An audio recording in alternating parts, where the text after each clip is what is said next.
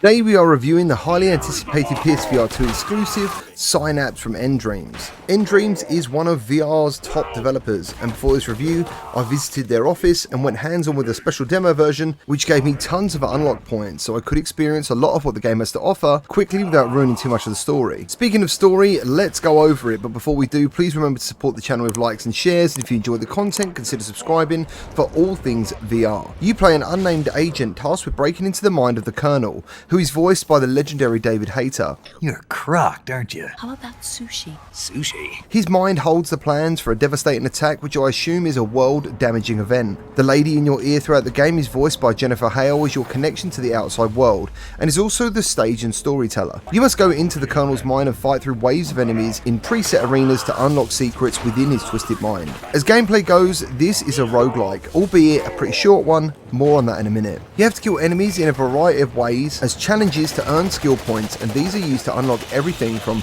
better health, more weapons, of which there are only 4, and also power up your telekinesis, which is definitely the defining ability of Synapse. I'll just say it now, this game plays amazingly well. I've never felt such a natural flow of power and control in any VR game. You select items in the world using your eyes, which feels so natural in motion. You can climb almost all the surfaces, leading to some cool traversal options. The guns handle really well, and in combination all of this feels so damn awesome and fluid. Their previous game, Fract, I feel has had a lot of influence on Synapse in regards to the weapon feel, movement and cover system, which are all good things to bring forward. Fract, however, for me was very easy, and using the cover system was pretty pointless, and I'm glad to report that isn't the case here. Synapse is definitely challenging, and when everything aligns it's almost a symphony to play.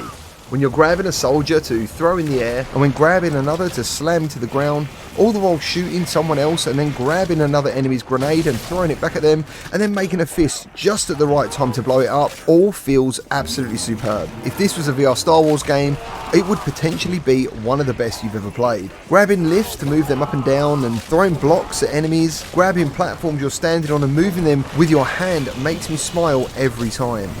nDreams has gone out of their way to show you PSVR2's unique features and capabilities, but unfortunately, graphically it does rely on 120Hz reprojection. As normal, I set my brightness to around 50% to battle some of the persistence, which normally in connection with 120Hz can give you some weird ghosting effects, but this is definitely one of the most comfortable uses of reprojection yet. Would I like to see 90 or 120 native? Of course I would, but even with reprojection, the game detail never wavers and in my opinion looks great. When you start the game you're dropped onto a beach, and this scene literally made my jaw drop. It's really stunning what the PSVR2 headset can do. Oh wow, look at that. And as a side note, it made me wish if, say, when starting the PSVR2 you were greeted with a virtual environment similar to this instead of the standard flat dashboard we currently have now. But anyway, once you enter the Colonel's mind, all the colour in the game is pretty much gone, apart from things like explosions, gun flashes, warnings, power-ups, and of course your telekinesis abilities. When it comes to the enemies, there's only 4 varieties throughout the whole game, which is a real shame, but they scale in level as do the weapons when you unlock the correct perks and collect them at fountains throughout the run. The game is comprised of 3 runs, consisting of 9 arenas, and due to the lack of colour, it's very hard to really tell them apart when you think back on what you've played. But they all have subtle differences, and before I get into the negatives and my final thoughts, the music and sound design is really top notch. To be clear, in terms of visuals and sound, nDreams have delivered something beautiful, and regarding game mechanics, it's also brilliant. But, and I have to say this with a heavy heart, the game is far too short. Much like Fract, it's almost an arcade experience, and in 2 to 3 hours tops, you would have seen 90% or more of what the game has to offer. And when I saw the credits roll, I felt my heart sink.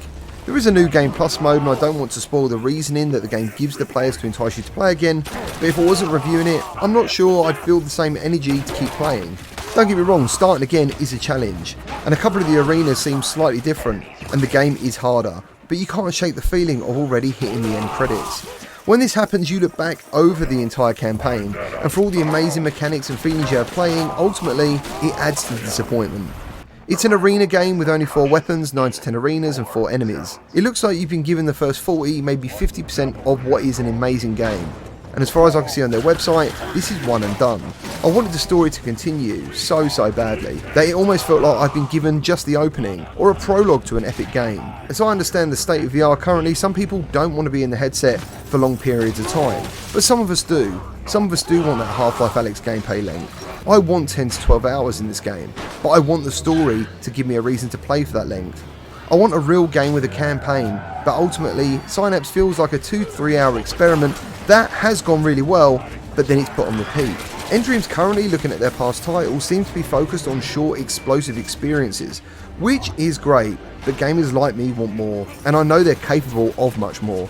Even after 3 years, Phantom Covert Ops still feels like the best action story they've delivered, and I've always held that as my bar of what they're capable of.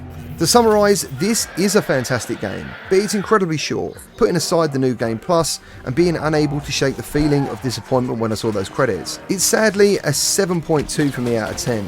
It's been a tough one to review, so I hope you bear all this in mind, and when you go in with the expectations I've laid out for you, you understand what you're getting for the price you're paying. Let me know if this helps you make a decision, and let me know your thoughts down in the comments, and if you get this game, let others know what your thoughts are of it too. Thank you ever so much for watching, see you on the next one. No! That's impossible! He got me! The unclean have me! I am unclean. I will eradicate you, invader, with the memories of my own enemy tormentors.